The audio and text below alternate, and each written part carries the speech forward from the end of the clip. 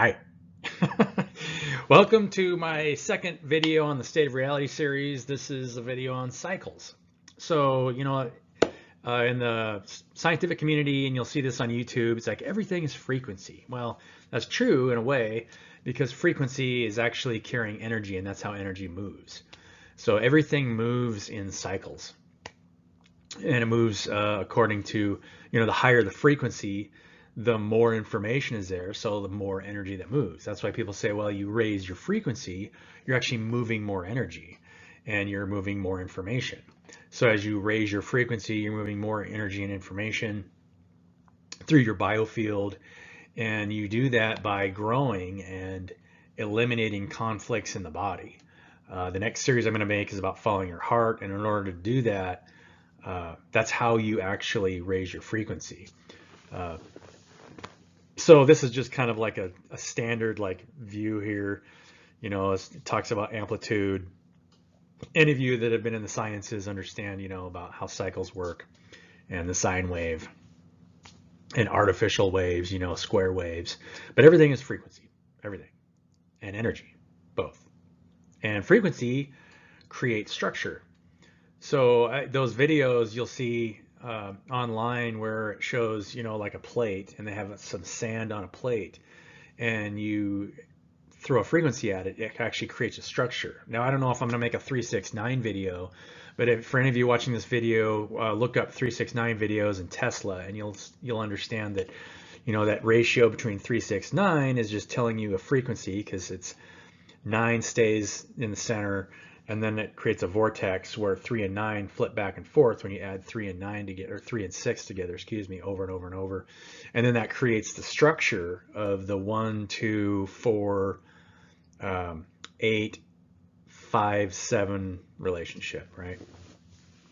So feel free to watch those videos. I don't think I'm going to make a 369 video. There's so many 369 videos, but it's giving you the relationship between structure, or frequency, and structure, because that's what creates the structure that we are looking at, is its frequency. You can take any object and measure its frequency, and that frequency is telling you what structure is there and how much energy it's holding. E equals mc squared is actually kind of, and that's right, why E equals mc squared doesn't work in some equations, because it actually is giving you a representation of reality, but it's not as accurate as it could be. So let's go to the next slide. I tried to start this slide of the video, but somebody came knocking at the door, so you guys aren't going to hear that. Maybe I should have left the video running, and then you could have waited. Nobody's going to want to wait for that. Anyway, this is frequency happens in every part of reality. Not only is frequency creating structure and you're raising your vibration, something that is not being currently talked about enough is the cycle of growth. You cannot short circuit the growth cycle, right? There's a lot of meditation techniques out there. There's a lot of people that do activations. There's a lot of people that do a lot of supportive work. There's a lot of subliminal work. There's subliminal motivational tapes, right? Jim Carrey talks about subliminal motivational tapes, right? I always crack fun at that. But there's no real short circuit.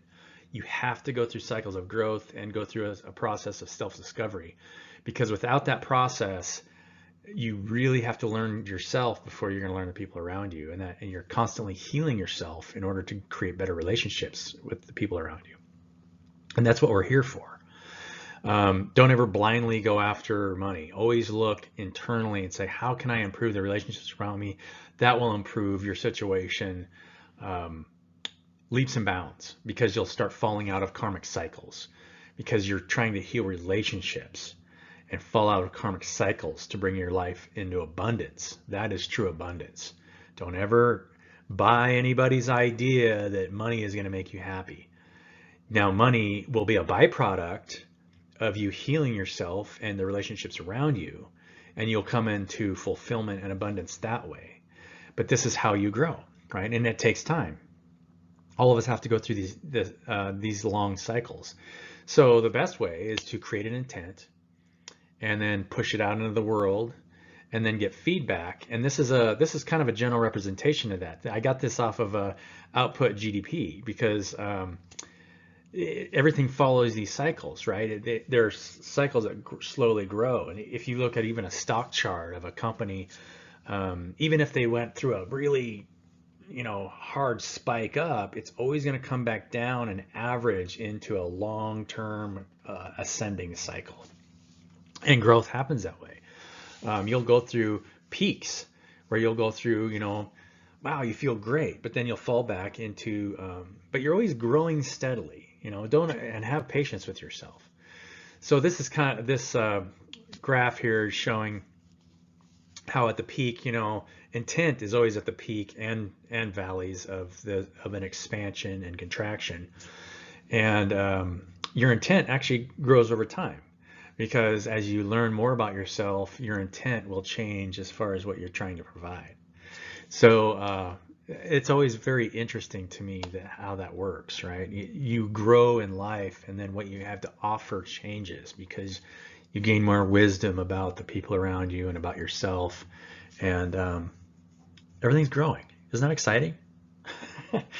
Sometimes it doesn't look that way, right? It looks like things are stagnating, but when you look at the larger cycle, like right now when I'm making this video, we're in the spring of 2023, and we've seen a big contraction in the marketplace, and it's because the group consciousness is learning more about itself. That's what's happening. And then there'll be a big spike. There'll be new products. There'll be new ways of people working together in their work environments. So always look at the bigger picture. We're going through an evolutionary process. So this contraction on the side, on the bottom side there, you see is how, in your waking hours, how you're expending energy, and then in your sleeping hours, the field is expanding, and then that's happening in longer cycles, right? And shorter cycles in your life. You've got a heart rate, a breath rate, your sleeping cycle, your weekly cycles, your monthly cycles, which are a better indication of the moon cycle, yearly cycles, 9-year cycles. We have 9-year cycles people go through, where you'll go through, and if you go back and look at your life and you kind of break it up into 9-year cycles, you'll see numerology has pinpointed this, but every 9th year you'll go through a major life change, and you'll start to do something different or offer something different to your environment. So let's go to the next slide. So not only are people cycles change for everything, it depends on the size of the organism where cycles, how fast they are. Like a hummingbird cycle is so fast that, it's like, imagine trying to fly like a hummingbird, right? I mean, you can barely see their wings. But hummingbirds and bees are related, where their frequency is actually, having themselves in a field.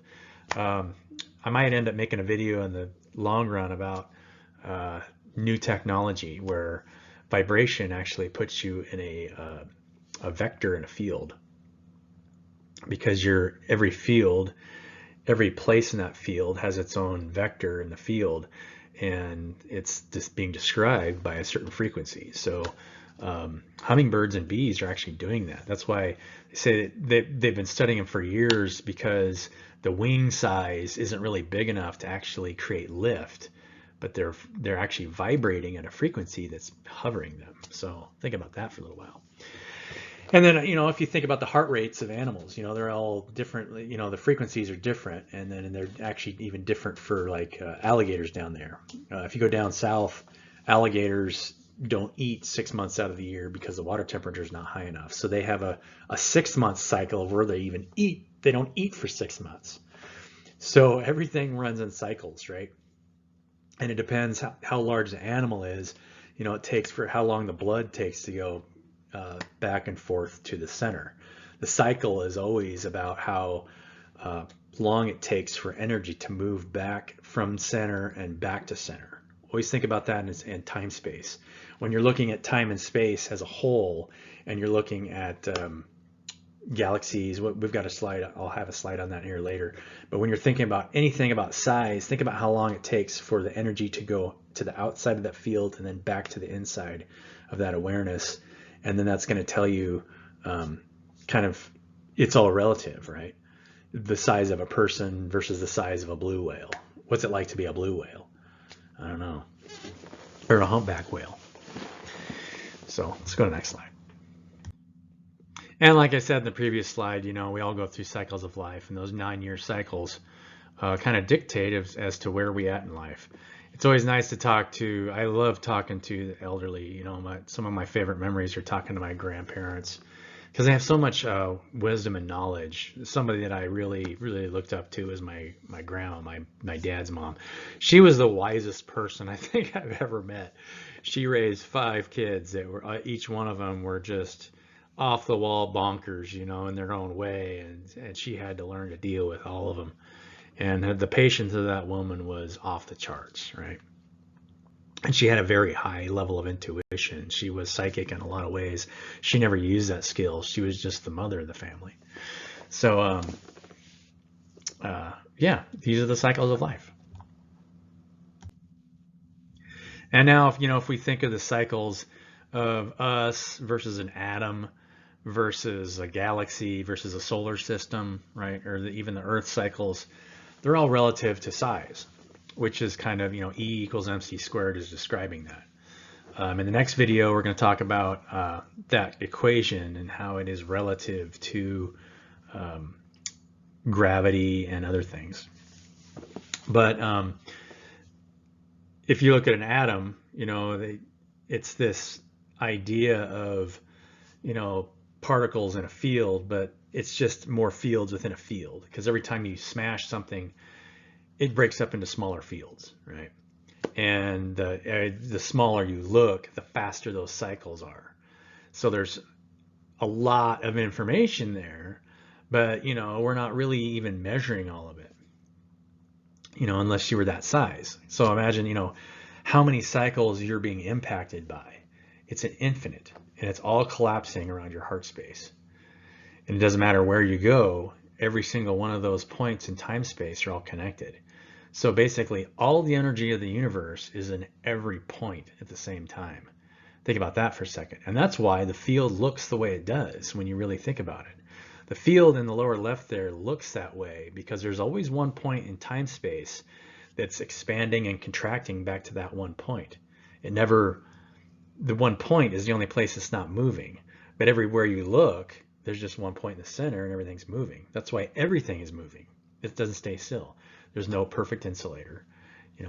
Otherwise there would be a particle. If there's a perfect insulator out there, then there's a particle. But there's no particles. That's all just empty space and things moving. So, that's why we're all one. And that's why everything moves in cycles, because structure creates the cycles, the number of cycles creates structure that moves a specific amount of energy, which is actually the M equals mc squared equation. You're talking about, that's why the speed of light's there, which is relative, but it's telling you how much energy the field that you're looking at is holding, or the structure that you're looking at is holding, because it's the number of cycles is creating that structure, and that's how much energy it's holding, and that's how much inertia it will carry. And that creates its attraction rate relative to another structure holding a specific amount of energy, just depending on that structure. So I hope you guys enjoyed this video. This is my frequency cycle video. Next video will be about E equals mc squared. We're going to go into that equation and the gravity equation and see how that is relative in pretty much every way. And I think a better way to describe reality would be a frequency equation, using the speed of light equation to describe how much energy is being moved in a structure. Love you guys. See you in the next video.